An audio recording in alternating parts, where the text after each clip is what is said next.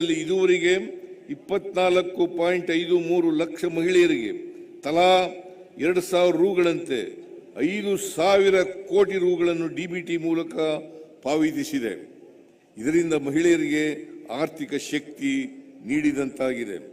2022-23 ಶೈಕ್ಷಣಿಕ ಸಾಲಿನಲ್ಲಿ ಡಿಪ್ಲೊಮಾ ಮತ್ತು ಪದವಿ ಉತ್ತೀರ್ಣರಾದ ನಿರುದ್ಯೋಗಿಗಳಿಗೆ ಕ್ರಮವಾಗಿ ಮಾಸಿಕ 1,500 ಮತ್ತು 3,000 ರೂಪಾಯಿ ಭತ್ಯೆ ನೀಡುವ ಯುವ ನಿಧಿ ಯೋಜನೆಯಡಿ ಇದುವರೆಗೆ ಕರ್ನಾಟಕ ಪ್ರದೇಶದಲ್ಲಿ 49,691 ಅಭ್ಯರ್ಥಿಗಳು ನೋಂದಣಿ ಮಾಡಿಕೊಂಡಿದ್ದು, ಇದರಲ್ಲಿ ಅರ್ಹ 22,272 ನಿರುದ್ಯೋಗಿಗಳಿಗೆ 28.39 ಕೋಟಿ ರೂಗಳನ್ನು ಡಿಬಿಟಿ ಮೂಲಕ ಹಣ ಪಾವತಿಸಲಾಗಿದೆ. ಪಂಚ ಗ್ಯಾರಂಟಿ ಯೋಜನೆಗಳಿಂದ ರಾಜ್ಯದ ಪ್ರತಿ ಕುಟುಂಬಕ್ಕೆ ವಾರ್ಷಿಕ 48ರಿಂದ 60 ಸಾವಿರ ರೂಪಾಯಿ ಸೌಲಭ್ಯ ಲಭಿಸಲಿದೆ. ಜಾತಿ ಧರ್ಮ ಇಲ್ಲದೆ ಪ್ರತಿಯೊಬ್ಬರನ್ನು ಆರ್ಥಿಕವಾಗಿ ಸುಸ್ಥಿರವಾಗಿರಿಸಲು ಹಾಕಿಕೊಂಡಿರುವ ಈ ಯೋಜನೆಗಳು ಬಡವರ ಬದುಕನ್ನೇ ಬದಲಿಸುವ ಕರ್ನಾಟಕ ಮಾದರಿ ಆಡಳಿತದ ಗ್ಯಾರಂಟಿ ಯೋಜನೆಗಳಾಗಿ ಪರಿವರ್ತನೆಗೊಂಡಿರುವುದಕ್ಕೆ ಸಂತೃಪ್ತಿ ಭಾವ ನನ್ನಲ್ಲಿ ಮೂಡಿದೆ. ಕಲ್ಯಾಣ ಕರ್ನಾಟಕದ ಪ್ರದೇಶ ಅಭಿವೃದ್ಧಿ ಮಂಡಳಿಗೆ ಪ್ರಸಕ್ತ 2024-25ನೇ ಸಾಲಿನ ಆಯವ್ಯಯದಲ್ಲಿ ದಾಖಲೆ ಪ್ರಮಾಣದಲ್ಲಿ 5,000 ಕೋಟಿ ರು ಘೋಷಿಸಿ ಅನುದಾನ ಹಂಚಿಕೆ ಮಾಡಲಾಗಿದೆ. ಕಲ್ಯಾಣ ಕರ್ನಾಟಕ ಅಭಿವೃದ್ಧಿ ಮಂಡಳಿಯು 5,000 ಕೋಟಿ ರು ಮೊತ್ತಕ್ಕೆ ಸಲ್ಲಿಸಿದ ಕ್ರಿಯಾ ಯೋಜನೆಗೆ ನಮ್ಮ ಸರ್ಕಾರ ಈಗಾಗಲೇ ಅನುಮೋದನೆ ನೀಡಿದ್ದು, ಪ್ರದೇಶದಲ್ಲಿ ಅಭಿವೃದ್ಧಿಯ ಹೊಸ ಕ್ರಾಂತಿ ನಿರೀಕ್ಷಿಸಲಾಗಿದೆ. ಡಾಕ್ಟರ್ ಡಿ.ಎಂ. ನಂಜುಂಡಪ್ಪ ವರದಿಯನ್ನು 2002ರಲ್ಲಿ ಸಲ್ಲಿಸಲಾಗಿದ್ದು, ಆ ನಂತರದಲ್ಲಿ ತಾಲೂಕುಗಳ ಸಾಮಾಜಿಕ, ಆರ್ಥಿಕ ಹಾಗೂ ಇನ್ನಿತರೆ ಆಯಾಮಗಳಲ್ಲಿ ಮಹತ್ತರ ಬದಲಾವಣೆಗಳಾಗಿವೆ. ಆಗಿರುವ ಬದಲಾವಣೆಗಳು ಮತ್ತು ಪರಿಣಾಮಗಳನ್ನು ಅಧ್ಯಯನ ಮಾಡಲು ಪ್ರಸಕ್ತ ಸಾಲಿನಲ್ಲಿ ಪ್ರೊಫೆಸರ್ ಗೋವಿಂದರಾವ್ ಅವರ ಅಧ್ಯಕ್ಷತೆಯಲ್ಲಿ ಉನ್ನತಾಧಿಕಾರ ಸಮಿತಿಯನ್ನು ರಚಿಸಲಾಗಿದೆ. ಈ ಸಮಿತಿಯ ಮೂಲಕ ಪ್ರಸ್ತುತ ರಾಜ್ಯದಲ್ಲಿನ ಆರ್ಥಿಕ ಮತ್ತು ಪ್ರಾದೇಶಿಕ ಅಸಮಾನತೆಯ ಆಧಾರದ ಮೇಲೆ ಜಿಲ್ಲೆ ಮತ್ತು ತಾಲೂಕುಗಳನ್ನು ವರ್ಗೀಕರಿಸಿ ಹೊಸ ಅಭಿವೃದ್ಧಿ ಸೂಚ್ಯಂಕಗಳನ್ನು ತಯಾರಿಸಲಾಗುವುದು. ಸಂವಿಧಾನದ 371(j) ಕಲಂ ಅಡಿಯಲ್ಲಿ ಕಲ್ಯಾಣ ಕರ್ನಾಟಕಕ್ಕೆ ನೀಡಲಾದ ವಿಶೇಷ ಸ್ಥಾನಮಾನದ ಅನುಷ್ಠಾನಕ್ಕಾಗಿ ಹೊರಡಿಸಲಾದ ಆದೇಶಗಳ ಅನುಷ್ಠಾನದ ಮೇಲ್ವಿಚಾರಣೆಗೆ ಕಲಬುರಗಿ ಜಿಲ್ಲಾ ಉಸ್ತುವಾರಿ ಸಚಿವರ ಅಧ್ಯಕ್ಷತೆಯಲ್ಲಿ ಸಚಿವ ಸಂಪುಟ ಉಪಸಮಿತಿ ರಚಿಸಲಾಗಿದೆ. ಕಾಯ್ದೆಯನ್ನು ಪರಿಣಾಮಕಾರಿಯಾಗಿ ಅನುಷ್ಠಾನ ಮಾಡಲು ಉಪಸಮಿತಿಯನ್ನು ರಚಿಸಲಾಗಿದ್ದು, ಈ ಭಾಗದ ಯುವಕರ ಆಶೋತ್ತರಗಳಿಗೆ ತಕ್ಕಂತೆ ಕಾರ್ಯನಿರ್ವಹಿಸುತ್ತಿದೆ. ತಳ ಸಮುದಾಯಗಳ ಅಭಿವೃದ್ಧಿಗೆ ನಮ್ಮ ಸರ್ಕಾರ ಸದಾ ಬದ್ಧವಾಗಿದೆ. ಪ್ರಸಕ್ತ 2024-25ನೇ ಸಾಲಿನ ಆಯವ್ಯಯದಲ್ಲಿ ಪರಿಶಿಷ್ಟ ಜಾತಿ ಪಂಗಡಗಳ ಸಮುದಾಯದ ಶ್ರೇಯೋಭಿವೃದ್ಧಿಗೆ ಒಟ್ಟು 39,121 ಕೋಟಿ ರು ಹಣ ಮೀಸಲಿಡಲಾಗಿದೆ. ಇದರ ಲಾಭವನ್ನು ಈ ಭಾಗದ ಜನರು ಹೆಚ್ಚಿನ ಪ್ರಮಾಣದಲ್ಲಿ ಪಡೆದುಕೊಳ್ಳುತ್ತಿದ್ದಾರೆ. ಕಲ್ಯಾಣ ಕರ್ನಾಟಕ ಪ್ರದೇಶದಲ್ಲಿ ಶಿಕ್ಷಣ ಕ್ಷೇತ್ರದಲ್ಲಿ ಅಮೂಲಾಗ್ರ ಬದಲಾವಣೆ ತರಲು ಮಂಡಳಿಯು ಈ ವರ್ಷ ಸಹ 1,250 ಕೋಟಿ ರು ಅನುದಾನವನ್ನು ಶಿಕ್ಷಣ ಕ್ಷೇತ್ರಕ್ಕೆ ಮೀಸಲಿಟ್ಟು ಅಕ್ಷರ ಆವಿಷ್ಕಾರ ಕಾರ್ಯಕ್ರಮವು ಇನ್ನಷ್ಟು ಶಕ್ತಿ ತಂದಿದೆ. KKRDBಯು 2023-24 ಮತ್ತು 24-25 ಎರಡೂ ವರ್ಷಗಳನ್ನು ಶೈಕ್ಷಣಿಕ ವರ್ಷಗಳೆಂದು ಘೋಷಣೆ ಮಾಡಿದೆ. ಈ ವರ್ಷ 1,008 ಪೂರ್ವ ಪ್ರಾಥಮಿಕ ಶಾಲೆಗಳಲ್ಲಿ LKG, UKG ಎಂಬ ಹೊಸ ಮಾದರಿಯನ್ನು ಪ್ರಾರಂಭಿಸಲಾಗಿದೆ. ನಮ್ಮ ನಿರೀಕ್ಷೆ ಮೀರಿ 36,445 ಮಕ್ಕಳು ಪ್ರವೇಶ ಪಡೆದು ದಾಖಲೆ ಬರೆದಿದ್ದಾರೆ. ಇದಕ್ಕಾಗಿ ಹೊಸದಾಗಿ 1,353 ಅತಿಥಿ ಶಿಕ್ಷಕರನ್ನು ಹಾಗೂ 892 ಸಹಾಯಕಿಯರನ್ನು ನೇಮಕ ಮಾಡಿಕೊಂಡಿದ್ದೇವೆ. ಈ ಭಾಗದ 872 ಸರ್ಕಾರಿ ಪ್ರಾಥಮಿಕ ಶಾಲೆಗಳಲ್ಲಿ ಕನ್ನಡದ ಜೊತೆಗೆ ಇಂಗ್ಲಿಷ್ ಭಾಷಾ ಕಲಿಕೆಯನ್ನು ಪ್ರಾರಂಭಿಸಿದ್ದೇವೆ. 306 ಪ್ರೌಢಶಾಲೆಗಳಲ್ಲಿ ಈ ವರ್ಷ 9ನೇ ತರಗತಿಯ ಮಕ್ಕಳ ಕೌಶಲ್ಯ ವೃದ್ಧಿಗಾಗಿ ಕಂಪ್ಯೂಟರ್ ಕಲಿಕೆಯನ್ನು ಪ್ರಾರಂಭಿಸಿದ್ದೇವೆ. ಶಿಕ್ಷಣದ ಗುಣಮಟ್ಟ ಸುಧಾರಿಸಿ ಇಲ್ಲಿನ ಮಕ್ಕಳೂ ಕೂಡ ತಾವು ಇತರರಂತೆ ತಲೆ ಎತ್ತಿ ನಿಲ್ಲಲು ಅನುಕೂಲವಾಗುವಂತೆ ಮಾಡಲು ಈ ವರ್ಷ ಕಲಿಕಾಸರೆ ಎಂಬ ಹೆಸರಿನಲ್ಲಿ ವಿಶೇಷ ಅಭ್ಯಾಸ ಪುಸ್ತಕವನ್ನು ಒದಗಿಸಲಾಗುತ್ತಿದೆ. ಪ್ರಸಕ್ತ ಸಾಲಿನ ಆಯವ್ಯಯದಲ್ಲಿ ಘೋಷಿಸಿರುವಂತೆ ಉನ್ನತ ಶಿಕ್ಷಣ ಮತ್ತು ವಿಶ್ವವಿದ್ಯಾನಿಲಯಗಳಿಗೆ ಸಂಬಂಧಿಸಿದ ಕಾಮಗಾರಿಗಳು ಮತ್ತು ಅವಶ್ಯವಿರುವ ಜಿಲ್ಲಾ ಮತ್ತು ತಾಲೂಕು ಕೇಂದ್ರಗಳಲ್ಲಿ ಘಟಕ ಕಾಲೇಜುಗಳನ್ನು ಸ್ಥಾಪಿಸುವ ಯೋಜನೆಗೆ 250 ಕೋಟಿ ರು ಅನುದಾನವನ್ನು ಮಂಡಳಿಯು ಕಾಯ್ದಿರಿಸುವ ಮೂಲಕ ಉನ್ನತ ಶಿಕ್ಷಣಕ್ಕೆ ನೀರೆರೆದು ಪೋಷಿಸುತ್ತಿದೆ. KKRDB ಹಾಗೂ ಹಿಂದುಳಿದ ವರ್ಗಗಳ ಕಲ್ಯಾಣ ಇಲಾಖೆಯ ಸಹಭಾಗಿತ್ವದಲ್ಲಿ 2024-25ನೇ ಸಾಲಿನಲ್ಲಿ 180 ಕೋಟಿ ರುಗಳನ್ನು ಒದಗಿಸಿ ಮೆಟ್ರಿಕ್ ಪೂರ್ವ ಮೆಟ್ರಿಕ್ ನಂತರದ ವಸತಿ ನಿಲಯಗಳನ್ನು ನಿರ್ಮಾಣ ಮಾಡಲಾಗುತ್ತಿದೆ. KKRDB ಹಾಗೂ ಅಲ್ಪಸಂಖ್ಯಾತರ ಕಲ್ಯಾಣ ಇಲಾಖೆ ಸಹಭಾಗಿತ್ವದಲ್ಲಿ ಸುಮಾರು 180 ಕೋಟಿ ರುಗಳ ವೆಚ್ಚದಲ್ಲಿ ಮೌಲಾನಾ ಆಜಾದ್ ಮಾದರಿ ಶಾಲೆಗಳು, ಅಲ್ಪಸಂಖ್ಯಾತರ ಮೊರಾರ್ಜಿ ದೇಸಾಯಿ ವಸತಿ ಶಾಲೆಗಳು ಹಾಗೂ ಮೆಟ್ರಿಕ್ ಪೂರ್ವ ಮೆಟ್ರಿಕ್ ನಂತರದ ವಸತಿ ನಿಲಯಗಳ ನಿರ್ಮಾಣ ಮಾಡಲಾಗುತ್ತಿದೆ.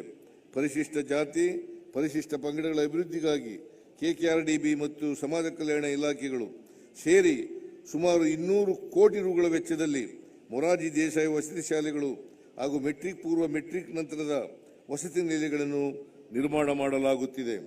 ಸಮಾಜ ಕಲ್ಯಾಣ ಇಲಾಖೆಯಿಂದ ಕಲಬುರಗಿಯಲ್ಲಿ ನೈಸ್ ಅಕಾಡೆಮಿ ಸಂಸ್ಥೆ ಈಗಾಗಲೇ ನಿರ್ಮಿಸಲಾಗಿದ್ದು, ಶೀಘ್ರದಲ್ಲಿ ಈ ಪ್ರದೇಶದ ಮಕ್ಕಳಿಗೆ ಪರೀಕ್ಷಾ ಪೂರ್ವ ತರಬೇತಿ ಆರಂಭಿಸಲಾಗುವುದು. ಪ್ರತಿ ವರ್ಷ ಸುಮಾರು 2,000 ಅಭ್ಯರ್ಥಿಗಳಿಗೆ IAS, KAS, ಬ್ಯಾಂಕಿಂಗ್ ಹಾಗೂ ರಾಜ್ಯ ಸರ್ಕಾರದ ನೇಮಕಾತಿಯ ಸ್ಪರ್ಧಾತ್ಮಕ ಪರೀಕ್ಷೆಗಳಲ್ಲಿ ಇಲ್ಲಿ ತರಬೇತಿ ನೀಡಲಾಗುತ್ತಿದೆ.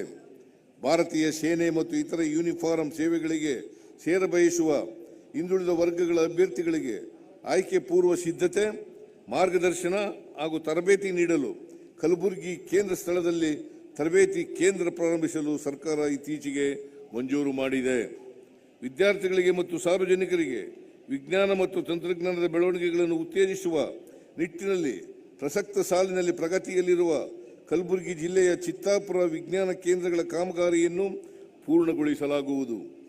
ರಾಯಚೂರು ಮತ್ತು ಯಾದಗಿರಿಯಲ್ಲಿ ವಿಜ್ಞಾನ ಕೇಂದ್ರ ತಾರಾಲಯಗಳನ್ನು ಹೊಸದಾಗಿ ಸ್ಥಾಪಿಸಲಾಗುವುದು. ಕಲ್ಯಾಣ ಕರ್ನಾಟಕದ ಜಿಲ್ಲೆಗಳಲ್ಲಿನ ಮಹಿಳೆಯರು ಮತ್ತು ಮಕ್ಕಳಲ್ಲಿ ಅಪೌಷ್ಟಿಕತೆಯ ಸಮಸ್ಯೆ ಹೆಚ್ಚು ಇದೆ. ಆರೋಗ್ಯವಂತ ಜನರು ದೇಶದ ಸಂಪತ್ತಾಗಿರುತ್ತಾರೆ. ಆದ್ದರಿಂದ ಈ ಭಾಗದ ಜನರ ಆರೋಗ್ಯ ಸುಧಾರಣೆಗಾಗಿ ಆರೋಗ್ಯ ಆವಿಷ್ಕಾರ ಕಾರ್ಯಕ್ರಮವನ್ನು ರೂಪಿಸಿದ್ದೇವೆ. ಹೊಸ ಪ್ರಾಥಮಿಕ ಆರೋಗ್ಯ ಕೇಂದ್ರ, ಸಮುದಾಯ ಆರೋಗ್ಯ ಕೇಂದ್ರ ಹಾಗೂ ಆಸ್ಪತ್ರೆಗಳನ್ನು ಮೇಲ್ದರ್ಜೆಗೇರಿಸುವುದು, ತಾಯಿ ಮತ್ತು ಮಕ್ಕಳ ಆಸ್ಪತ್ರೆ ಸೇರಿದಂತೆ ವಿವಿಧ ಹಂತದ ಆಸ್ಪತ್ರೆಗಳ ಕಾಮಗಾರಿಗಳನ್ನು ಆರೋಗ್ಯ ಇಲಾಖೆ ಸಹಭಾಗಿತ್ವದೊಂದಿಗೆ ಸಮರ್ಪಕ ಅನುಷ್ಠಾನಕ್ಕಾಗಿ ಪ್ರಸಕ್ತ ಸಾಲಿನಲ್ಲಿ 220 ಕೋಟಿ ರುಗಳ ವಿಶೇಷ ಅನುದಾನವನ್ನು ಮಂಡಳಿ ಒದಗಿಸುತ್ತಿದೆ. ಕಲ್ಯಾಣ ಕರ್ನಾಟಕದ ಆಸ್ಪತ್ರೆಗಳಿಗೆ 50 ಹೊಸ ಆಂಬ್ಯುಲೆನ್ಸ್ಗಳನ್ನು ಒದಗಿಸಲಾಗುತ್ತಿದೆ. KKRDB ಮಂಡಳಿಯ ಸಂಪೂರ್ಣ ಆರ್ಥಿಕ ನೆರವಿನೊಂದಿಗೆ ಕಲಬುರಗಿಯಲ್ಲಿ ನಿರ್ಮಾಣವಾಗುತ್ತಿರುವ 371 ಹಾಸಿಗೆಯ ಶ್ರೀ ಜಯದೇವ ಹೃದ್ರೋಗ ಮತ್ತು ವಿಜ್ಞಾನ ಸಂಶೋಧನಾ ಸಂಸ್ಥೆಯ ಆಸ್ಪತ್ರೆಯ ಶಾಖಾ ಕಟ್ಟಡ ಕಾಮಗಾರಿ ಪೂರ್ಣಗೊಳಿಸಲು 262 ಕೋಟಿ ರು ಪರಿಷ್ಕೃತ ಅಂದಾಜಿಗೆ ಈಗಾಗಲೇ ಅನುಮೋದನೆ ನೀಡಿದ್ದು, ಅಂತಿಮ ಘಟ್ಟದ ಕೆಲಸ ಭರದಿಂದ ಸಾಗಿದೆ. ಶೀಘ್ರವೇ ಇದನ್ನು ಈ ಪ್ರದೇಶಕ್ಕೆ ಲೋಕಾರ್ಪಣೆ ಮಾಡಲಾಗುವುದು.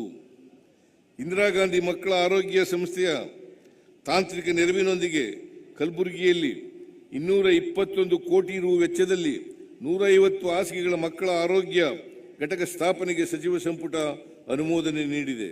ಜಿಮ್ಸ್ ಆಸ್ಪತ್ರೆಯ ಆವರಣದಲ್ಲಿಯೇ 90 ಕೋಟಿ ರು ವೆಚ್ಚದಲ್ಲಿ ತಾಯಿ ಮತ್ತು ಮಕ್ಕಳ ಆಸ್ಪತ್ರೆ ಮತ್ತು 72 ಕೋಟಿ ರು ವೆಚ್ಚದಲ್ಲಿ 150 ಹಾಸಿಗೆಗಳ ಸಾಮರ್ಥ್ಯದ ಕ್ಯಾನ್ಸರ್ ಆಸ್ಪತ್ರೆಯ ಕಟ್ಟಡ ನಿರ್ಮಿಸಲಾಗುತ್ತಿದ್ದು, ಈ 3 ಆಸ್ಪತ್ರೆಗಳ ಕಾಮಗಾರಿಗೆ ಈ ವರ್ಷ 75 ಕೋಟಿ ರು ಅನುದಾನ ನೀಡಲು KKRDB ಮಂಡಳಿ ನಿರ್ಧರಿಸಿದೆ. ಕಲಬುರಗಿ ನಗರದಲ್ಲಿ ಈ ಹಿಂದೆ ನಮ್ಮ ಸರ್ಕಾರದ ಅವಧಿಯಲ್ಲಿ ಜಿಮ್ಸ್, ವೈದ್ಯಕೀಯ ಕಾಲೇಜು, ಜಯದೇವ ಆಸ್ಪತ್ರೆ, ಇತ್ತೀಚೆಗೆ ಟ್ರಾಮಾ ಸೆಂಟರ್ಗಳನ್ನು ಸ್ಥಾಪಿಸಿ ಸಾರ್ವಜನಿಕರ ಸೇವೆಗೆ ಸಮರ್ಪಿಸಲಾಗುತ್ತಿದೆ. ಇದಲ್ಲದೆ ಪ್ರಗತಿಯಲ್ಲಿರುವ 163 ಕೋಟಿ ರು ವೆಚ್ಚದ ಸೂಪರ್ ಸ್ಪೆಷಾಲಿಟಿ ಆಸ್ಪತ್ರೆ ಸಹ ಶೀಘ್ರ ಸಾರ್ವಜನಿಕರ ಬಳಕೆಗೆ ಬರಲಿದೆ. 30 ಕೋಟಿ ರು ವೆಚ್ಚದಲ್ಲಿ 50 ಹಾಸಿಗೆ ಸಾಮರ್ಥ್ಯದ ತೀವ್ರ ನಿಗಾ ಘಟಕ ಮತ್ತು 15.6 ಕೋಟಿ ರು ವೆಚ್ಚದಲ್ಲಿ 30 ಹಾಸಿಗೆ ಸಾಮರ್ಥ್ಯದ ಸುಟ್ಟ ಗಾಯಗಳ ಘಟಕಕ್ಕೆ ಇತ್ತೀಚೆಗೆ ಅಡಿಗಲ್ಲು ಹಾಕಲಾಗಿದೆ.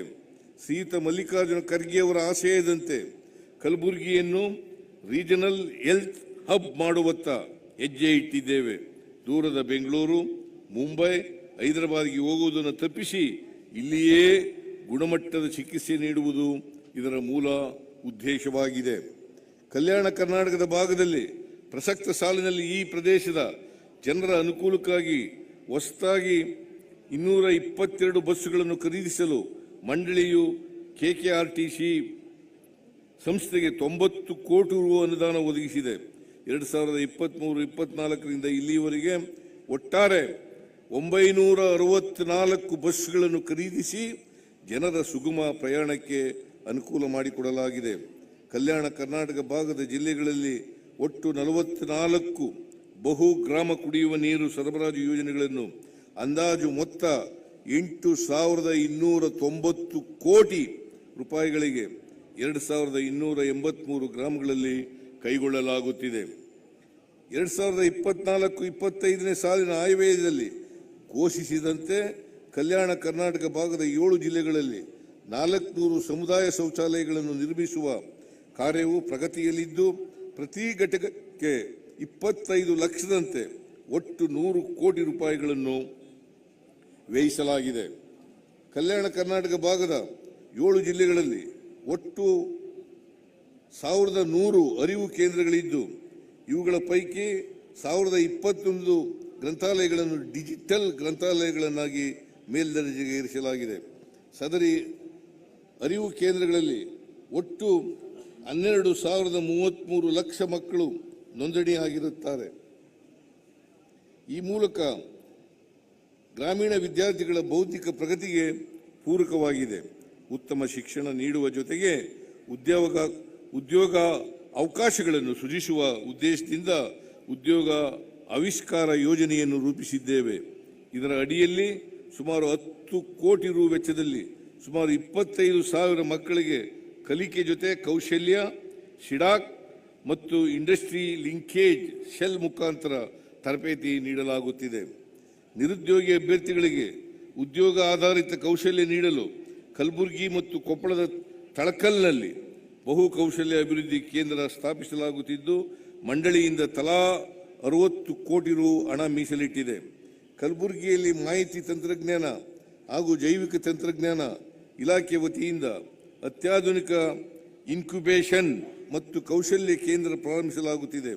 ಇದು ನುರಿತ ಪ್ರತಿಭಾವಂತ ಉದ್ಯೋಗಿಗಳನ್ನು ಸೃಷ್ಟಿಸಲಿದೆ. ಕೆ-ಟೆಕ್ ಮೂಲಕ ನವೋದ್ಯಮಗಳನ್ನು ಪೋಷಿಸಲು ಮತ್ತು ಕೈಗಾರಿಕೆಗಳಲ್ಲಿ ಹೆಚ್ಚುತ್ತಿರುವ ಬೇಡಿಕೆಯನ್ನು ಪೂರೈಸಲು ನುರಿತ ಉದ್ಯೋಗಿಗಳನ್ನು ಸೃಷ್ಟಿಸುವ ಗುರಿಯನ್ನು ಈ ಕೇಂದ್ರ ಹೊಂದಿರಲಿದೆ. ಈ ಪರಿವರ್ತಕ ಯೋಜನೆಯ ಕೈಗಾರಿಕೆ ಬೆಳವಣಿಗೆಯನ್ನು ಉತ್ತೇಜಿಸಲಿದ್ದು, ಕಲಬುರಗಿಯನ್ನು ನೈಪುಣ್ಯತೆ ಮತ್ತು ಅವಕಾಶಗಳ ಕೇಂದ್ರವಾಗಿ ಪರಿವರ್ತಿಸುತ್ತಿದೆ. ಕಲಬುರಗಿಯಲ್ಲಿ ಸ್ಥಾಪಿಸಲು ಉದ್ದೇಶಿಸಿರುವ ಹೊಸ ಫ್ಲಾಟ್ ಫ್ಲೋರ್ ಫ್ಯಾಕ್ಟರಿ ರಾಜ್ಯದ ಎಲೆಕ್ಟ್ರಾನಿಕ್ ಉದ್ಯಮಕ್ಕೆ ಒಂದು ಮಹತ್ತರ ಹೆಜ್ಜೆಯಾಗಿದೆ. ಇದು ಬಳಸಲು ಸಿದ್ಧವಾದ ಕಾರ್ಖಾನೆ ಸ್ಥಳಗಳನ್ನು ಸಂಪೂರ್ಣ ಸೌಲಭ್ಯಗಳೊಂದಿಗೆ ಉದ್ದಿಮೆದಾರರಿಗೆ ಒದಗಿಸುತ್ತಿದೆ. ಈ ಯೋಜನೆಯು ಹೊಸ ಉದ್ಯೋಗಗಳನ್ನು ಸೃಷ್ಟಿಸುವ ಜೊತೆಗೆ ಕಲ್ಯಾಣ ಕರ್ನಾಟಕದಲ್ಲಿ ಎಲೆಕ್ಟ್ರಾನಿಕ್ಸ್ ಉತ್ಪಾದನೆಗೆ ಮೊದಲ ಹೆಜ್ಜೆಯಾಗಲಿದೆ. ರಾಜ್ಯ ಹಾಗೂ ಕೇಂದ್ರ ಸರ್ಕಾರದ ಸಹಭಾಗಿತ್ವದಲ್ಲಿ ಕಲಬುರಗಿ ತಾಲೂಕಿನ ನದಿ ಸಿನ್ನೂರ ವನ್ನಕಿರಣಗಿ ಬಳಿ 1,000 ಎಕರೆ ಪ್ರದೇಶದಲ್ಲಿ PPP ಮಾದರಿಯಲ್ಲಿ ಮೆಗಾ ಟೆಕ್ಸ್ಟೈಲ್ ಪಾರ್ಕ್ ಅನ್ನು ಸ್ಥಾಪಿಸಲಾಗುತ್ತಿದೆ. ಈ ಯೋಜನೆಗೆ ಪೂರಕವಾದ ಮೂಲಸೌಕರ್ಯಕ್ಕಾಗಿ 50 ಕೋಟಿ ರುಗಳ ಅನುದಾನವನ್ನು ಒದಗಿಸಲಾಗುತ್ತಿದ್ದು, ಇದರಿಂದ 1 ಲಕ್ಷ ಜನರಿಗೆ ನೇರ ಹಾಗೂ 2 ಲಕ್ಷ ಜನರಿಗೆ ಪರೋಕ್ಷ ಉದ್ಯೋಗ ಸೃಷ್ಟಿಯಾಗಲಿದೆ. ಸಮರ್ಪಿತ ಆರ್ಥಿಕ ಕಾರಿಡಾರ್ಗಳು ಆರ್ಥಿಕ ಅಭಿವೃದ್ಧಿಗೆ ಪೂರಕ ಮೂಲಸೌಕರ್ಯ ಜಾಲವನ್ನು ಒದಗಿಸುತ್ತಿದೆ. ಹೀಗಾಗಿ ಬೀದರ್ ಹಾಗೂ ಬೆಂಗಳೂರು ನಡುವೆ ಆರ್ಥಿಕ ಕಾರಿಡಾರ್ ಅಭಿವೃದ್ಧಿಪಡಿಸುವ ಮೂಲಕ ಕಲ್ಯಾಣ ಕರ್ನಾಟಕ ಪ್ರದೇಶದ ಆರ್ಥಿಕ ಅಭಿವೃದ್ಧಿಯನ್ನು ಚುರುಕುಗೊಳಿಸಲು ಕ್ರಮ ವಹಿಸಲಾಗುತ್ತಿದೆ. 20 ಕೋಟಿ ರು ವೆಚ್ಚದಲ್ಲಿ ಕಲಬುರಗಿ ಸರ್ಕಾರಿ ಪುರುಷರ ITI ತರಬೇತಿ ಸಂಸ್ಥೆಯನ್ನು ಪುನಶ್ಚೇತನಗೊಳಿಸಲಾಗುತ್ತಿದೆ. ರಾಜ್ಯ ಸರ್ಕಾರದಲ್ಲಿ ಸುಮಾರು 1,685 ಕೋಟಿ ರು ಅಂದಾಜು ವೆಚ್ಚದಲ್ಲಿ ಕಲಬುರಗಿ ನಗರವನ್ನು ಸ್ಮಾರ್ಟ್ ಸಿಟಿಯನ್ನಾಗಿ ಅಭಿವೃದ್ಧಿಪಡಿಸಲು ಯೋಚಿಸಲಾಗುತ್ತಿದೆ. ಹಿಂದುಳಿದ ಜಿಲ್ಲೆಗಳಲ್ಲಿ ಹೂಡಿಕೆಯನ್ನು ಆಕರ್ಷಿಸುವುದಲ್ಲದೆ ಇಲ್ಲಿನ ನಗರ ವಾಸಿಗಳ ಜೀವನ ಗುಣಮಟ್ಟ ಹೆಚ್ಚಿಸುವ ಮತ್ತು ಸುಸ್ಥಿರ ಅಭಿವೃದ್ಧಿಯನ್ನು ಉತ್ತೇಜಿಸಲು ಇದು ಸಹಕಾರಿಯಾಗಲಿದೆ. ಮಹಾತ್ಮ ಗಾಂಧಿ ನಗರ ವಿಕಾಸ ಯೋಜನೆ 2 ಅಡಿಯಲ್ಲಿ ಕಲಬುರಗಿ ಮತ್ತು ಬಳ್ಳಾರಿ ಮಹಾನಗರ ಪಾಲಿಕೆಗಳಲ್ಲಿ ಮೂಲಭೂತ ಸೌಕರ್ಯಗಳ ಅಭಿವೃದ್ಧಿಗಾಗಿ ತಲಾ 200 ಕೋಟಿ ರುಗಳನ್ನು ಒದಗಿಸಲಾಗುತ್ತದೆ. ಕಲ್ಯಾಣ ಕರ್ನಾಟಕ ಪ್ರದೇಶದ ರಸ್ತೆ ಸಂಪರ್ಕ ಜಾಲವನ್ನು ವ್ಯವಸ್ಥಿತವಾಗಿ ಹಾಗೂ ಗುಣಾತ್ಮಕವಾಗಿ ಅಭಿವೃದ್ಧಿಪಡಿಸಲು ಹಾಗೂ ಸಮಗ್ರ ಗ್ರಾಮೀಣ ಅಭಿವೃದ್ಧಿ ಮಾಡುವ ಧ್ಯೇಯದೊಂದಿಗೆ ಕಲ್ಯಾಣ ಪಥ ಯೋಜನೆಯನ್ನು ರೂಪಿಸಲಾಗಿದೆ. ಈ ಭಾಗದ ಗ್ರಾಮೀಣ ವಿಧಾನಸಭಾ ಕ್ಷೇತ್ರಗಳಲ್ಲಿ ರಾಜ್ಯ ಸರ್ಕಾರ 1,000 ಕೋಟಿ ರು ವೆಚ್ಚದಲ್ಲಿ 1,150 ಕಿಲೋಮೀಟರ್ ರಸ್ತೆಗಳನ್ನು ನಿರ್ಮಿಸಲಿದೆ. ರಾಯಚೂರಿನಲ್ಲಿ ಏಮ್ಸ್ ಸಂಸ್ಥೆಯನ್ನು ಸ್ಥಾಪಿಸಲು ನಮ್ಮ ಸರ್ಕಾರವು ಅಗತ್ಯವಿರುವ ಎಲ್ಲ ನೆರವನ್ನು ಒದಗಿಸಲು ಸಿದ್ಧವಿದೆ. ಕೇಂದ್ರ ಸರ್ಕಾರವು ಕೂಡಲೇ ಏಮ್ಸ್ ಸಂಸ್ಥೆ ಪ್ರಾರಂಭಿಸಲು ಕ್ರಮ ವಹಿಸಬೇಕೆಂದು ಒತ್ತಾಯಿಸುತ್ತೇವೆ. ಶಹಾಪುರದಲ್ಲಿ 292 ಕೋಟಿ ರು ವೆಚ್ಚದಲ್ಲಿ ಒಳಚರಂಡಿ ವ್ಯವಸ್ಥೆಯನ್ನು ನಿರ್ಮಿಸುತ್ತಿದ್ದೇವೆ. ಇದರ ಜೊತೆಗೆ 23 ಕೋಟಿ ರು ಮೊತ್ತದಲ್ಲಿ ಸಿಂಧನೂರಿನಲ್ಲಿ ಕುಡಿಯುವ ನೀರಿನ ಯೋಜನೆಯ ಅನುಷ್ಠಾನ ಮಾಡುತ್ತೇವೆ. ಪ್ರಸಕ್ತ 2024-25ನೇ ಸಾಲಿಗೆ ಮಹಾತ್ಮ ಗಾಂಧಿ ಉದ್ಯೋಗ ಖಾತ್ರಿ ಯೋಜನೆಯಡಿ ಪ್ರದೇಶದ 7 ಜಿಲ್ಲೆಗಳಲ್ಲಿ 4.85 ಕೋಟಿ ಮಾನವ ದಿನ ಸೃಜನೆಗೆ ಗುರಿ ಹೊಂದಿ ಈವರೆಗೆ 3.43 ಕೋಟಿ ಮಾನವ ದಿನದ ಸೃಜಿಸಿ 13.69 ಲಕ್ಷ ಜನರಿಗೆ ಉದ್ಯೋಗ ನೀಡಲಾಗಿದೆ. ಗ್ರಾಮೀಣ ಭಾಗದಲ್ಲಿ ನರೇಗಾ ಕೆಲಸಕ್ಕೆ ಹೋಗುವ ಮಹಿಳಾ ಕಾರ್ಮಿಕರ ಮಕ್ಕಳ ಪಾಲನೆಗೆ ಕೂಸಿನ ಮನೆ ಶಿಶುಪಾಲನಾ ಕೇಂದ್ರಗಳು ಪ್ರಾರಂಭಿಸಲು ಕಳೆದ ವರ್ಷ ಇದೇ ದಿನದಂದು ಇಲ್ಲಿಯೇ ಚಾಲನೆ ನೀಡಿದ್ದೇವೆ. ಇದರ ಪರಿಣಾಮ ಇಂದು ಪ್ರದೇಶದ 976 ಗ್ರಾಮಗಳಲ್ಲಿ ಕೂಸಿನ ಮನೆ ತೆರೆದ ಕಾರಣ ಮಹಿಳಾ ಕಾರ್ಮಿಕರ ಸಂಖ್ಯೆ ಹೆಚ್ಚಳಕ್ಕೆ ಕಾರಣವಾಗಿದೆ. ರಾಜ್ಯದಲ್ಲಿ ಈಗಾಗಲೇ 4 ಜಿಲ್ಲೆಗಳಲ್ಲಿ ಹ್ಯೂಮನ್ ಮಿಲ್ಕ್ ಬ್ಯಾಂಕ್ ಘಟಕಗಳನ್ನು ಸ್ಥಾಪಿಸಲಾಗಿದ್ದು, ಪ್ರಸಕ್ತ ಸಾಲಿನಲ್ಲಿ ರಾಯಚೂರು ಮತ್ತು ಬಳ್ಳಾರಿ ಜಿಲ್ಲೆಗಳಲ್ಲಿ ಹೊಸ ಘಟಕಗಳನ್ನು ಸ್ಥಾಪಿಸಲಾಗುವುದು. ಪೌರಾಣಿಕ ಮತ್ತು ಐತಿಹಾಸಿಕವಾಗಿ ಪ್ರಖ್ಯಾತಿ ಹೊಂದಿರುವ ಕೊಪ್ಪಳ ಜಿಲ್ಲೆಯ ಅಂಜನಾದ್ರಿ ಬೆಟ್ಟ ಹಾಗೂ ಸುತ್ತಮುತ್ತಲಿನ ಪ್ರದೇಶದಲ್ಲಿ ಪ್ರವಾಸಿ ಸೌಲಭ್ಯ ಅಭಿವೃದ್ಧಿಪಡಿಸಲು 100 ಕೋಟಿ ರುಗಳನ್ನು ಒದಗಿಸಲಾಗುವುದು. ಬಳ್ಳಾರಿಯಲ್ಲಿ ಅಸಂಘಟಿತವಾಗಿರುವ ಜೀನ್ಸ್ ಉದ್ಯಮಿಗಳನ್ನು ಸಂಘಟಿಸಿ ವಿಶ್ವದರ್ಜೆಗೆ ಉನ್ನತೀಕರಿಸಿ ಮೂಲ ಸೌಕರ್ಯಗಳನ್ನು ಒಳಗೊಂಡಂತೆ ಜೀನ್ಸ್ ಅಪೆರಲ್ ಪಾರ್ಕ್ ಹಾಗೂ ಸಾಮಾನ್ಯ ಸೌಲಭ್ಯ ಕೇಂದ್ರವನ್ನು ಅಭಿವೃದ್ಧಿಪಡಿಸಲಾಗುವುದು. ಕಲ್ಯಾಣ ಕರ್ನಾಟಕ ಭಾಗದ 7 ಜಿಲ್ಲೆಗಳ ವ್ಯಾಪ್ತಿಯ 18 ಹೊಸ ತಾಲೂಕುಗಳಲ್ಲಿ ಕಂದಾಯ ಇಲಾಖೆ ಮತ್ತು ಮಂಡಳಿಯ ಸಹಭಾಗಿತ್ವದಲ್ಲಿ ತಾಲೂಕು ಆಡಳಿತ ಭವನಗಳನ್ನು ನಿರ್ಮಾಣ ಮಾಡಲು ಮಂಡಳಿಯು 130 ಕೋಟಿ ರು ವೆಚ್ಚ ಮಾಡಲಾಗುತ್ತಿದೆ. ಬೀದರ್ ಜಿಲ್ಲೆಯ ಹೊನ್ನಿಕೇರಿ ಮೀಸಲು ಅರಣ್ಯ ಮತ್ತು ಇತರ ಜೀವ ವೈವಿಧ್ಯ ಪ್ರದೇಶಗಳಲ್ಲಿ ಪರಿಸರ, ಪ್ರವಾಸೋದ್ಯಮ ಮತ್ತು ಸಂರಕ್ಷಣಾತ್ಮಕ ಕಾರ್ಯಕ್ರಮಕ್ಕೆ KKRDB ವತಿಯಿಂದ 15 ಕೋಟಿ ರು ಅನುದಾನ ನೀಡಲಾಗುತ್ತಿದೆ. ಶಾಂತಿ ಸುವ್ಯವಸ್ಥೆಗೂ ಅಭಿವೃದ್ಧಿಗೂ ನೇರ ಸಂಬಂಧವಿರುವಂತೆಯೇ ಹಸಿರಿಗೂ ಅಭಿವೃದ್ಧಿಗೂ ಸಂಬಂಧವಿದೆ. ನಗರ, ಪಟ್ಟಣ, ಗ್ರಾಮಗಳಲ್ಲಿ ಗಿಡ ಮರಗಳು ಬೆಳೆದು ವಾತಾವರಣ ತಂಪಾದರೆ ಅಭಿವೃದ್ಧಿ ಪ್ರಕ್ರಿಯೆ ಕೂಡ ವೇಗಗೊಳ್ಳುತ್ತದೆ ಎಂಬುದನ್ನು ಮನಗಂಡು ಅಂತರ್ಜಲ ವೃದ್ಧಿ ಅರಣ್ಯೀಕರಣ ಯೋಜನೆಗಳನ್ನು ಜಾರಿಗೆ ತರುತ್ತಿದ್ದೇವೆ. ಗೋದಾವರಿ ಹಾಗೂ ಇನ್ನಿತರ ಜಲಾನಯನ ಪ್ರದೇಶಗಳ ನೀರಾವರಿ ಯೋಜನೆಗಳನ್ನು ಅನುಷ್ಠಾನ ಮಾಡಲು ಪ್ರಾಮಾಣಿಕ ಪ್ರಯತ್ನ ಮಾಡುತ್ತೇವೆ. ರಾಯಚೂರು ಜಿಲ್ಲೆಯ ಮಾನ್ವಿ ತಾಲೂಕಿನ ಚಿಕ್ಕಲಪರ್ವಿ ಹತ್ತಿರ ತುಂಗಭದ್ರಾ ನದಿಗೆ ಅಡ್ಡಲಾಗಿ ಬ್ರಿಡ್ಜ್ ಕಮ್ ಬ್ಯಾರೇಜ್ 397 ಕೋಟಿ ರು ವೆಚ್ಚದಲ್ಲಿ ನಿರ್ಮಾಣ ಮಾಡಲು ಇತ್ತೀಚೆಗೆ ನಡೆದ ಸಚಿವ ಸಂಪುಟ ಸಭೆಯಲ್ಲಿ ಅನುಮೋದನೆ ನೀಡಲಾಗಿದೆ. 140 ಕೋಟಿ ರು ವೆಚ್ಚದಲ್ಲಿ ಕಲಬುರಗಿ ಜಿಲ್ಲೆಯ ಸೇಡಂ ತಾಲೂಕಿನ ಎಡ್ಡಳ್ಳಿ ಕಾಚೂರು ಏತ ನೀರಾವರಿ ಯೋಜನೆಗೆ ಸರ್ಕಾರ ಅನುಮೋದನೆ ನೀಡಿದ್ದು, ಶೀಘ್ರದಲ್ಲೇ ಇದಕ್ಕೆ ಅಡಿಗಲ್ಲು ಹಾಕಿ ಕೆಲಸ ಪ್ರಾರಂಭಿಸಲಾಗುವುದು. ಕಲಬುರಗಿಯ KGDT TTIನಲ್ಲಿ CNC ಯಂತ್ರವನ್ನು ಕೇಂದ್ರೀಕರಿಸುವ ಮೊದಲ ಶ್ರೇಷ್ಠತಾ ಕೇಂದ್ರವನ್ನು 16 ಕೋಟಿ ರು ವೆಚ್ಚದಲ್ಲಿ ಸ್ಥಾಪಿಸಲಾಗುವುದು. ರಾಯಚೂರಿನಲ್ಲಿ ನೂತನ ಜವಳಿ ಪಾರ್ಕ್ ಅನ್ನು ಸಾರ್ವಜನಿಕ ಖಾಸಗಿ ಸಹಭಾಗಿತ್ವದಲ್ಲಿ ಪ್ರಾರಂಭಿಸಲಾಗುವುದು. ಕಲ್ಯಾಣ ಕರ್ನಾಟಕವು ಶರಣರ, ದಾಸರ, ಸೂಫಿಗಳ ಮತ್ತು ತತ್ವಪದಕಾರರ ನಾಡು. ಇವರು ಕೂಡಿ ಬಾಳುವ ಆಶಯಗಳನ್ನು ಪ್ರತಿಪಾದಿಸಿದರು. ತಿಂತಿಣಿ, ಮೋನಪ್ಪ, ಕೊಡೇಕಲ್, ಬಸವಣ್ಣ, ಬಂದೇ ನವಾಜ್ ಹಾಗೂ ಶರಣ ಬಸವೇಶ್ವರ ಮುಂತಾದವರು ರಾಷ್ಟ್ರಕವಿ ಕುವೆಂಪು ಅವರು ರಚಿಸಿದ ನಾಡಗೀತೆಯಲ್ಲಿರುವ ಸರ್ವ ಜನಾಂಗದ ಶಾಂತಿಯ ತೋಟದ ಸುಂದರ ಕಲ್ಪನೆಯನ್ನು ರೂಪಿಸಿದ ಸಂತರು. ಈ ಸಂತರ ಆಶಯಗಳೇ ನಮ್ಮ ಸಂವಿಧಾನದ ಆಶಯಗಳು. ಈ ಆಶಯಗಳನ್ನು ನಮ್ಮ ಜೀವದಂತೆ ಕಾಪಾಡಿಕೊಳ್ಳುವ ಅನಿವಾರ್ಯತೆ ಇದೆ. ಬಸವಣ್ಣ ಹಾಗೂ ಇತರ ಶರಣರ ವಚನಗಳನ್ನು ವಿಶ್ವಕ್ಕೆ ಪರಿಚಯಿಸುವ ವಚನ ಸಂಗ್ರಹಾಲಯ, ವಚನ ಮಂಟಪವನ್ನು ಕಲಬುರಗಿಯಲ್ಲಿ ಸ್ಥಾಪಿಸಲಾಗುತ್ತಿದ್ದು ಜಮೀನು ಗುರುತಿಸಲಾಗಿದೆ. ಶೀಘ್ರದಲ್ಲಿಯೇ ಕಾಮಗಾರಿ ಪ್ರಾರಂಭಿಸಲಾಗುವುದು. ಬಸವ ಕಲ್ಯಾಣದಲ್ಲಿ ಹಿಂದೆ ನಮ್ಮ ಸರ್ಕಾರವೇ ಅನುಭವ ಮಂಟಪವನ್ನು ವಿನ್ಯಾಸಗೊಳಿಸಿ ಶಂಕುಸ್ಥಾಪನೆ ಮಾಡಿದ್ದೆವು. ಈಗ ಮತ್ತೆ ಅಗತ್ಯವಿರುವ ಅನುದಾನಗಳನ್ನು ಒದಗಿಸಿದ್ದೇವೆ. ಮುಂದಿನ ವರ್ಷದ ಅಂತ್ಯದೊಳಗೆ ನಾವೇ ಅದನ್ನು ಉದ್ಘಾಟನೆ ಮಾಡಿ ಜನರ ಉಪಯೋಗಕ್ಕೆ ಅರ್ಪಿಸುತ್ತೇವೆ. ಕೇಂದ್ರ ಸರ್ಕಾರದ ಪ್ರಸಾದ ಯೋಜನೆಯಡಿ ಕಲಬುರಗಿ ಜಿಲ್ಲೆಯ ಸುಪ್ರಸಿದ್ಧ ದೇವಲಗಾಣಗಾಪುರ ಕ್ಷೇತ್ರವನ್ನು ತೆಗೆದುಕೊಂಡು ಸಮಗ್ರ ಅಭಿವೃದ್ಧಿಪಡಿಸಲು ಈಗಾಗಲೇ ಕೇಂದ್ರ ಸರ್ಕಾರಕ್ಕೆ ಪ್ರಸ್ತಾವನೆ ಸಲ್ಲಿಸಿದೆ.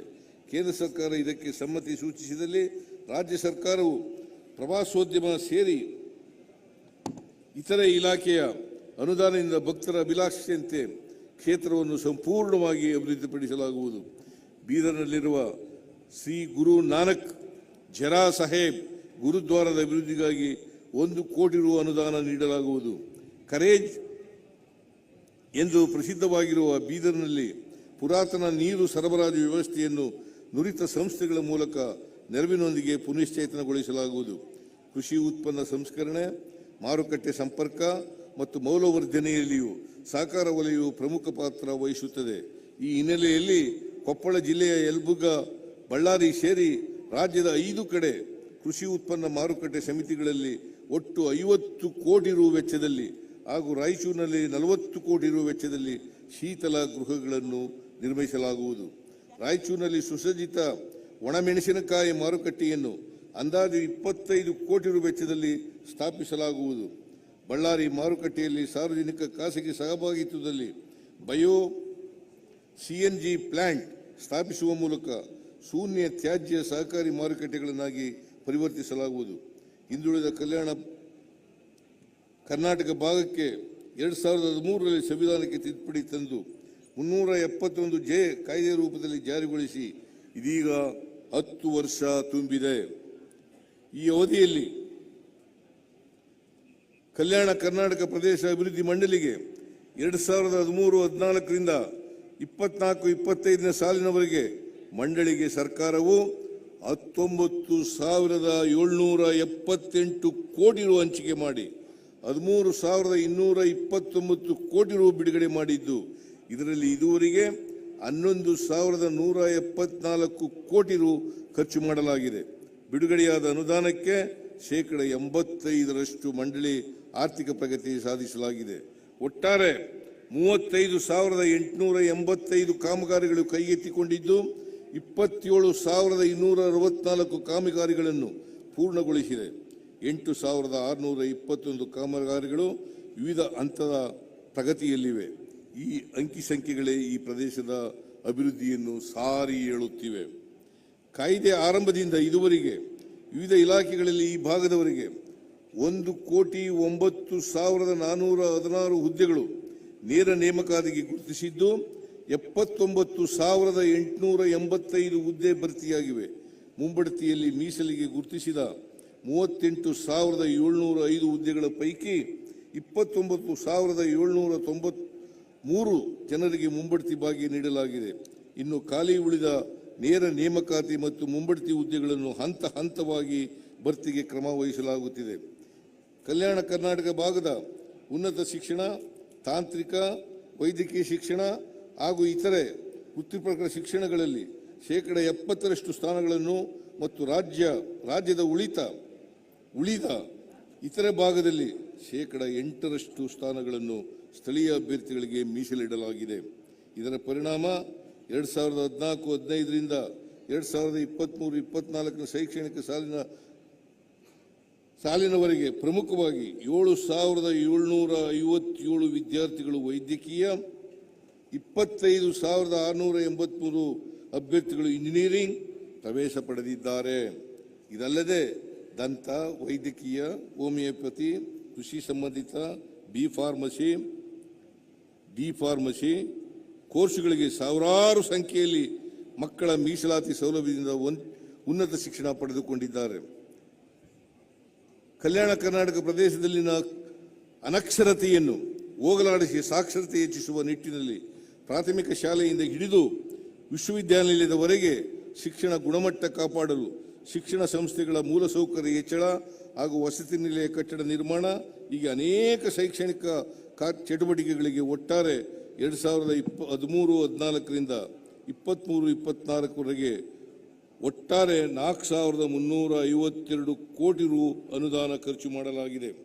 23-24ನೇ ವರ್ಷವನ್ನು ಇಯರ್ ಆಫ್ ಎಜುಕೇಷನ್ ಎಂದು ಘೋಷಿಸಿ ಮೈಕ್ರೋ ಮತ್ತು ಮ್ಯಾಕ್ರೋ ಯೋಜನೆಯಡಿ 25% ಅಂದರೆ 653 ಕೋಟಿ ರು ಅನುದಾನ ಅಕ್ಷರ ಆವಿಷ್ಕಾರ ಕಾರ್ಯಕ್ರಮದ ಮೂಲಕ ಖರ್ಚು ಮಾಡಲಾಗಿದೆ. ಈ ಅನುದಾನದಲ್ಲಿ ಶಾಲೆಗಳ ದುರಸ್ತಿ ಮತ್ತು ನಿರ್ಮಾಣ, ಹೆಚ್ಚುವರಿ ಕೋಣೆ ನಿರ್ಮಾಣ, ಪೀಠೋಪಕರಣ, ವಿದ್ಯುತೀಕರಣ, ಶೌಚಾಲಯ ನಿರ್ಮಾಣ, ಗ್ರಂಥಾಲಯ ನಿರ್ಮಿಸುವ ಕಾಮಗಾರಿ ಕೈಗೆತ್ತಿಕೊಳ್ಳಲಾಗಿದೆ. ಪ್ರದೇಶದಲ್ಲಿ ಆರೋಗ್ಯ ಸಂಸ್ಥೆಗಳನ್ನು ಬಲವರ್ಧನೆ ಮಾಡಿ ಸ್ಥಳೀಯರಿಗೆ ಉತ್ತಮ ಆರೋಗ್ಯ ಸೇವೆ ನೀಡುವಂತಾಗಲು ಆರೋಗ್ಯ ಕೇಂದ್ರ ನಿರ್ಮಾಣ, ತಾಲೂಕು ಜಿಲ್ಲಾ ಆಸ್ಪತ್ರೆ ನಿರ್ಮಾಣ, ಆಸ್ಪತ್ರೆಗಳಿಗೆ ಅಗತ್ಯ ವೈದ್ಯಕೀಯ ಸಲಕರಣೆ ಪೂರೈಕೆ 2013-14ರಿಂದ 23-24ರವರೆಗೆ ಸುಮಾರು 916 ಕೋಟಿ ರು ಅನುದಾನ ಒದಗಿಸಿದೆ.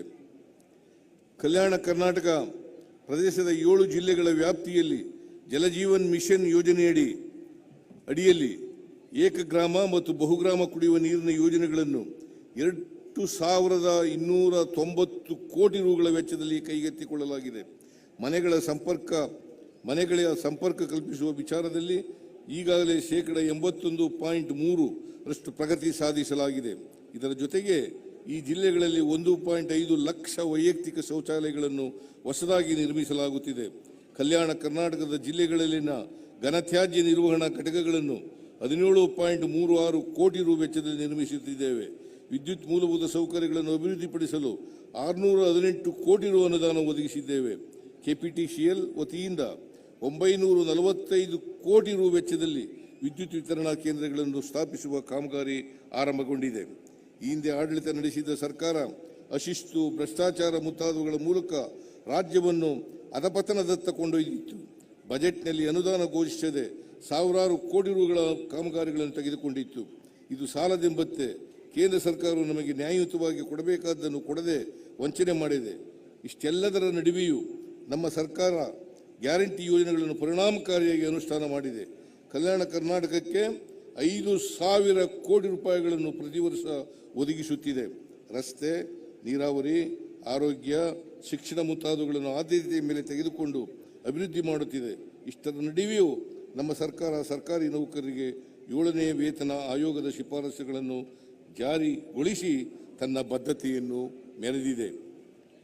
ದಿನಾಂಕ 28/11/2014ರಂದು 10 ವರ್ಷಗಳ ಹಿಂದೆ ನಡೆದಿದ್ದ ಸಚಿವ ಸಂಪುಟ ಸಭೆಯ ನಂತರ ಇಂದು ಸಂಜೆ ಕಲಬುರಗಿಯಲ್ಲಿ ಅತ್ಯಂತ ಮಹತ್ವಾಕಾಂಕ್ಷೆಯ ಸಚಿವ ಸಂಪುಟ ಸಭೆಯನ್ನು ನಡೆಸುತ್ತಿದ್ದೇವೆ.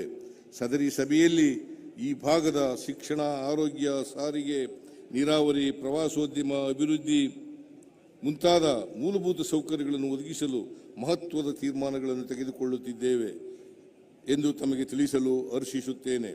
ಕಲ್ಯಾಣ ಕರ್ನಾಟಕ ಉತ್ಸವ ದಿನಾಚರಣೆ ಮತ್ತು 371 ಜೆ ಕಾಯ್ದೆಯ ದಶಮಾನೋತ್ಸವ ಈ ಸಂದರ್ಭದಲ್ಲಿ ಮತ್ತೊಮ್ಮೆ ತಮ್ಮೆಲ್ಲರಿಗೂ ಶುಭ ಕೋರುತ್ತಾ, ಕಲ್ಯಾಣ ಕರ್ನಾಟಕ ಭಾಗ ಅಭಿವೃದ್ಧಿಯಾಗದ ಹೊರತು ರಾಜ್ಯದ ಅಭಿವೃದ್ಧಿ ಅಸಾಧ್ಯ. ಇಲ್ಲಿನ ಜನರ ತಲಾದಾಯ ವೃದ್ಧಿ ಜೊತೆಗೆ ಶಿಕ್ಷಣ, ಆರೋಗ್ಯ, ಮೂಲಸೌಕರ್ಯ ಸುಧಾರಣೆ ಸೇರಿದಂತೆ ಸರ್ವಾಂಗೀಣ ಅಭಿವೃದ್ಧಿ ನಮ್ಮ ಗುರಿಯಾಗಿದೆ. ದೇಶದ ಏಕತೆ ಮತ್ತು ಸಮಗ್ರತೆ ಕಾಪಾಡಲು ಬದ್ಧರಾಗಿ ದೃಢ ಸಂಕಲ್ಪ ಮಾಡುವುದರ ಮೂಲಕ ನವ ಭಾರತ ಮತ್ತು ನವ ಕರ್ನಾಟಕ ನಿರ್ಮಿಸೋಣ.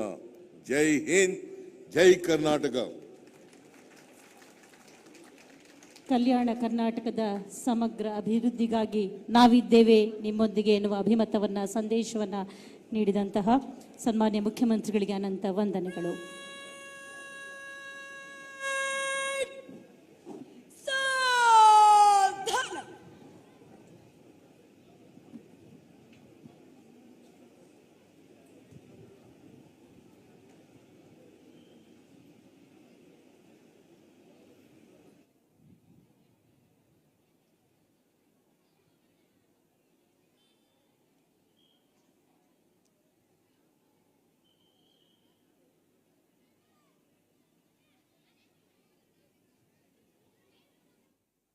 ನಮ್ಮ ಅನುಮತಿ ಕೋರುತ್ತೇನೆ.